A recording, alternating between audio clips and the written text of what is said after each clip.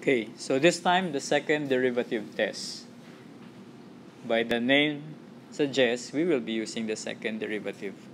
Okay, but let's provide again a visual interpretation of the second derivative.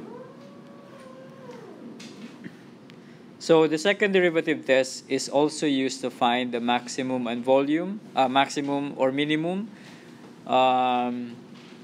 And it will start by identifying the critical values x and eventually be testing this x whether they will give us a maximum or minimum. Okay, so some things to note.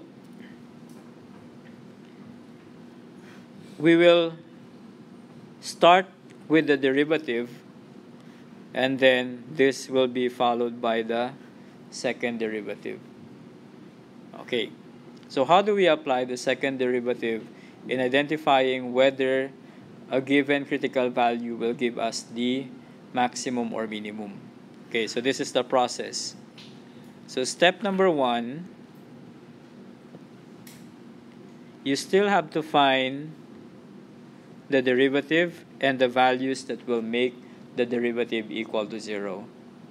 Okay, suppose a c or an x equals c is the number that can make the derivative equal to 0, then we will be testing that number using the second derivative.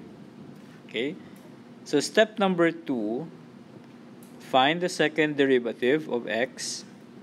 Okay, and then you make a certain interpretation.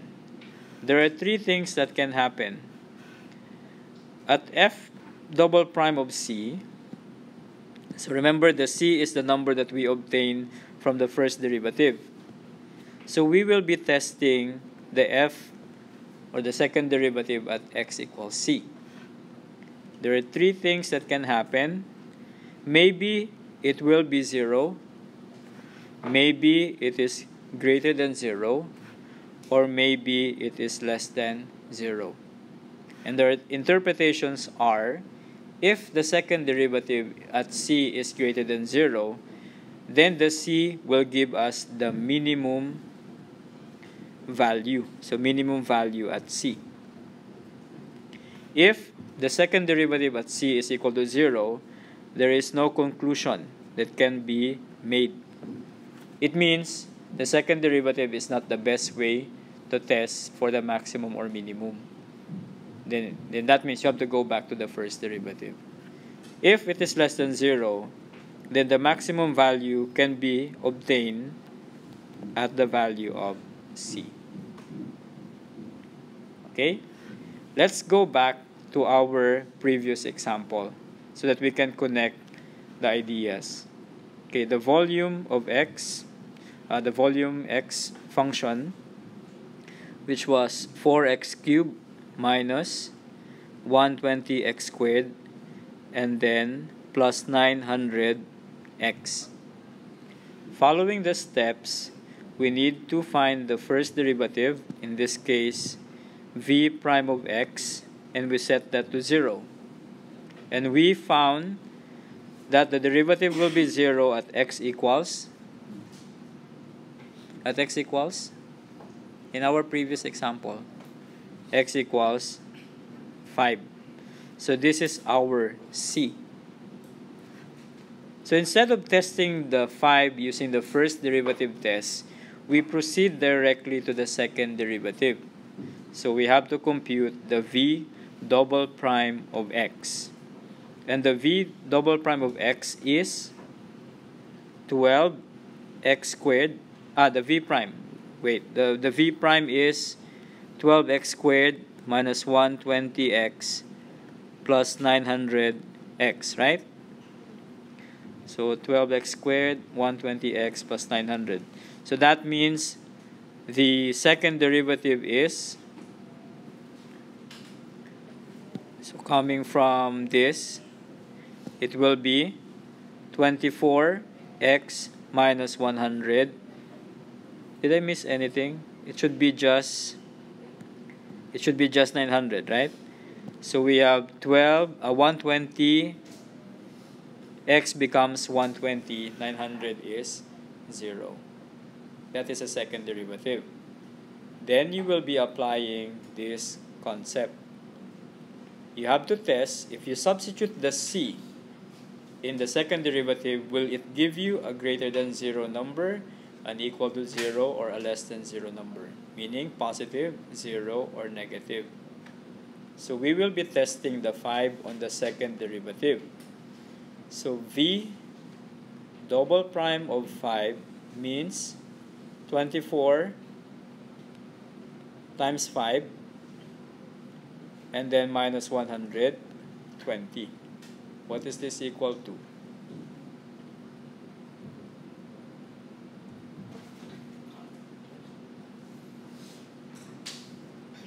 So this is equal to 120 minus 120. So it's equal to 0. So v double prime of 5 is equal to 0. Unfortunately, in our rule, if it is equal to 0, then no conclusion can be made. So in this specific example, the second derivative test will fail. Hence, we have to resort to the first derivative, which we have already shown in the other discussion. Okay, so let's, I think the box question is not best for this second derivative test example. Let's have a different one. Okay.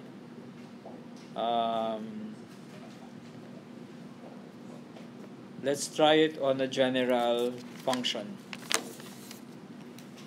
What I want you to do is consider the function f of x to the 4 minus 8x squared, and we apply the second derivative test. We just call it SDT, second derivative test. Okay, so I'll give you some time, work on the first derivative, find the critical values, and then we proceed to the second derivative.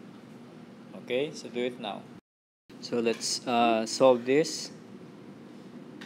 So for the second derivative test, we still need the first derivative, and the first derivative is 4x cubed minus 16x. The critical values will come from f prime of x equal to 0. Meaning to say, 4x cubed minus 16x is equal to 0. So we have to solve this. Factor out x, 4x rather. X squared minus 4 equal to 0, which is also equal to 4x. X minus 2 and x plus 2 equal to 0. So 4x can be 0, x minus 2 can be 0, or x plus 2 can be 0. So x is either 0, x is equal to 2, or x is equal to negative 2. So note that this example is not an application question. So there is no restriction for x to be, is it just positive numbers? This one has no restriction. X can be a positive number, it could be 0, it could be a negative number. So all these values are what we call the critical values. So these are your CV or critical values. Okay, so instead of testing them using the first derivative test, we apply the second derivative test. So that means we have to go and find the second derivative. So 4x cubed minus 16x is the first derivative. So 4x cubed minus 16x. So the second derivative is equal to 12x squared minus 16. Okay. Then, noting those numbers, so negative 2, x is equal to 0, and x is equal to 2, we have to test them using the second derivative expression. What will be the second derivative if x is equal to negative 2? So that means 12 times negative 2 squared minus 16, and this is equal to, what is this equal to? 12 times 4. 48 minus 16 is 32, and this is a positive number. And whenever the second derivative is a positive number, it means you will get a minimum, specifically a relative minimum, because we're not yet sure whether this will be the highest or the lowest. So relative minimum at x equals -2. Okay, now when x is equal to 0, it means 12 times 0 squared minus 16. This will be equal to -16. It's a less than 0 number. That means you will get a relative maximum at x is equal to 0. And then, when x is equal to 2, actually it will be the same as the first one, right? It will be 32, this is greater than 0, and this will be, or this will give us the relative minimum at x equals +2.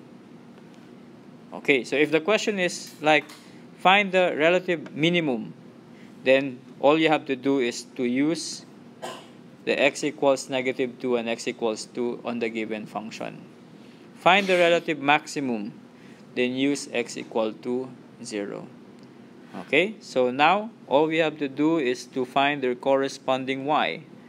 X is equal to 0 and x is equal to 2. Where are we getting the y? The original function.